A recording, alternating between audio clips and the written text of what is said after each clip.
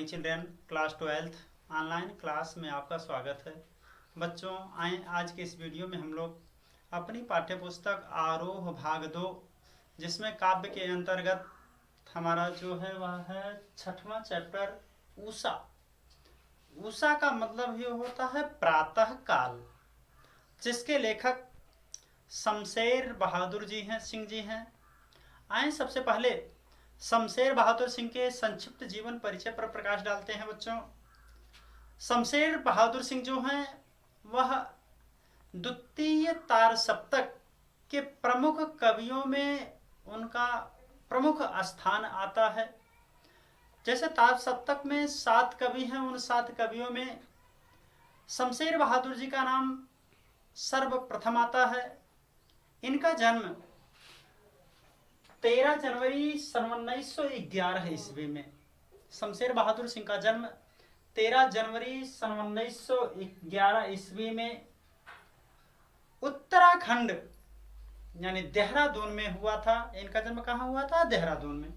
तो इनका जन्म 13 जनवरी सन 1911 ईस्वी में देहरादून, जो वर्तमान उत्तराखंड में है, वहां पर हुआ था। ये जो है मार्क्सवाद से प्रभावित थे। इनकी प्रारंभिक शिक्षा जो है वह देहरादून में हुई।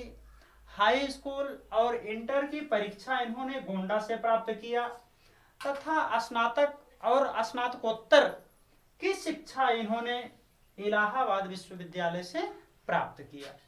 इलाहाबाद विश्वविद्यालय से इन्होंने स्नातक और स्नातकोत्तर अर्थात बीए और एमए की उपाधि प्राप्त किया, शिक्षा ग्रहण किया। उसके बाद हिंदी साहित्य की सेवा करते रहे। यह उर्दू और हिंदी दोनों भाषाओं में अपना साहित्य संपादन करते थे, इसलिए इन्हें दो आब कहा जाता है। या क्या है? दो आब। हिंदी और उर्दू दोनों साहित्यों का संपादन करने के कारण इन्हें क्या कहा जाता है? दो आब कहा जाता है। उर्दू हिंदी कोश में इनकी प्रमुख रचनाएं जो हैं वह चुका भी नहीं हूं मैं, बात बोलेगी इतने पास अपने आदि इनकी प्रमुख रचनाएं हैं। इन्हें साहित्यिक अकादमी पुरस्कार, कबीर सम्मान पुरस्कार तथा मीरा सम्मान आदि सम्मानों से इन्हें सम्मानित किया गया। इनकी मृत्यु सन 1993 ईस्वी में हो गई, शमशेर बहादुर सिंह की। अब हमने संक्षिप्त जीवन परिचय। इनकी भाषा जो है सहज, सरल और साहित्यिक है, खड़ी बोली है। अपनी रचनाओं में इन्होंने खड़ी बोली का प्रयोग किया है, साहित्यिक भाषाओं का प्रयोग किया है। इनके रचनाओं में उर्दू और हिंदी के तद्भव तत्सम शब्दों का प्रयोग है। इनकी शैली सहज, सरस और गंभीर पूर्ण शैली है। आपके चैप्टर में जो आया ऊषा, ऊषा का मतलब होता है कि प्रातः काल। इसमें लेखक ने प्रातः काल उदित होते हुए सूर्य का बहुत ही मनोहारी वर्णन किया है। और इस पूरे कविता में लेखक ने मानवीकरण अलंकार का प्रयोग किया है। पूरी कविता में मानवीकरण अलंकार का प्रयोग किया है। लेखक कहते हैं कि प्रातः काल जब सूर्य उदय होता है तो बिल्कुल एकदम पृथ्वी कैसी है? नीलिमा से युक्त है। लेखक बताते हैं कि प्रात नभ था बहुत नीला शंख जैसे भोर का नभ। प्रातः काल यानी ऊषा काल के समय, प्रातः काल के समय आकाश कैसा था? बिल्कुल एकदम नीला, शंख के समान।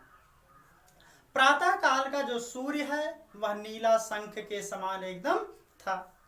प्रात नभ था, प्रात का मतलब प्रातः काल, नभ माने आकाश, था मतलब था कैसा था? बहुत नीला था। किसके समान था? शंख जैसे। कब का? भोर का नभ। प्रातः काल का आकाश शंख के समान बहुत ही नीला था। प्रातः काल का आकाश शंख के समान बिल्कुल एकदम नीला था। और कैसा नीला था? राख से लीपा हुआ चौका अभी गीला पड़ा है।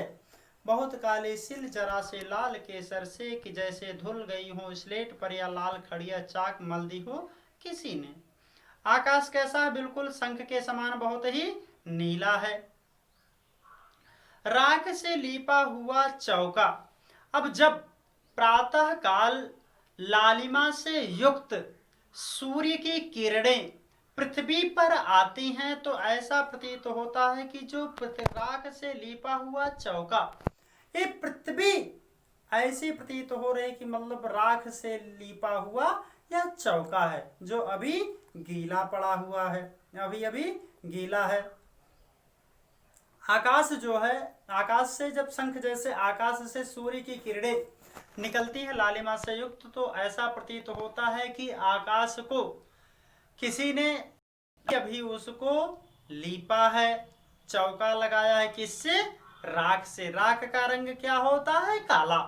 तो सूर्य की किरणें निकलती हुई प्रातःकाल ऐसी दिखाई दे रही हैं, तो ऐसा प्रतीत हो रहा है आकाश कि मानो राख से लीपा हुआ चौका लगाया गया है जो अभी गीला पड़ा है। बहुत काली सिल जरा से लाल केसर से, कि धुल गई हो जैसे, जो अभी सूखा नहीं। कभी कहते हैं कि जैसे सूर्य की उदित होती हुई लालिमा, जैसे सूर्य की उदित होती हुई लालिमा काले सिल पर पड़ती है, यहाँ ना बहुत काली सिल जरा से लाल केसर से, प्रातः काल लालिमा से युक्त उदित होता हुआ सूर्य ऐसा प्रतीत हो रहा है, पृथ्वी पर उसकी किरणें आ रही हैं तो ऐसा प्रतीत हो रहा है कि मानो कालिमा से युक्त सिल पर लाल केसर जो है फैला हुआ हो,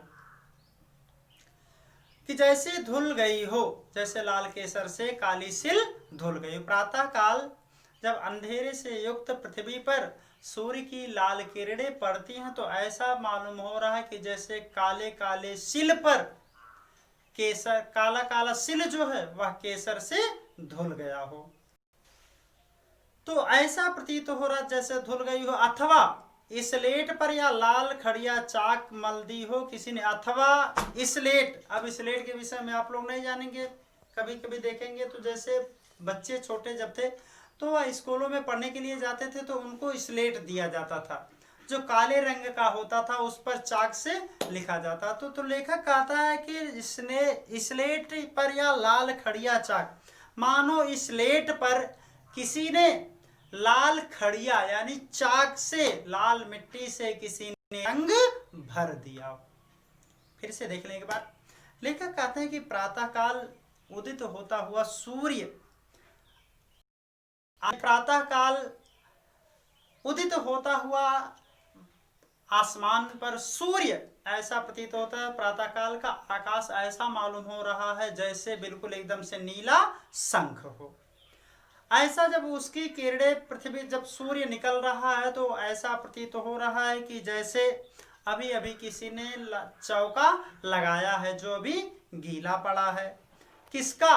राख से लीपा है, जैसे किसी ने राख से लीप कर चौका लगाया है जो अभी एकदम गीला पड़ा है। अथवा काली काली सिल पर किसी ने केसर से युक्त लेप किया, केसर को फैला दिया हो, केसर से धुल दिया हो। अथवा स्लेट पर, इस स्लेट पर खड़िया चाक से किसी ने सुंदर रंग भर दिया हो। तो इस वीडियो में इतना ही है और आज का होमवर्क आप लोग है समझेंगे और समझेंगे। से अगले वीडियो में आपका दिन शुभ हो। नमस्कार, धन्यवाद।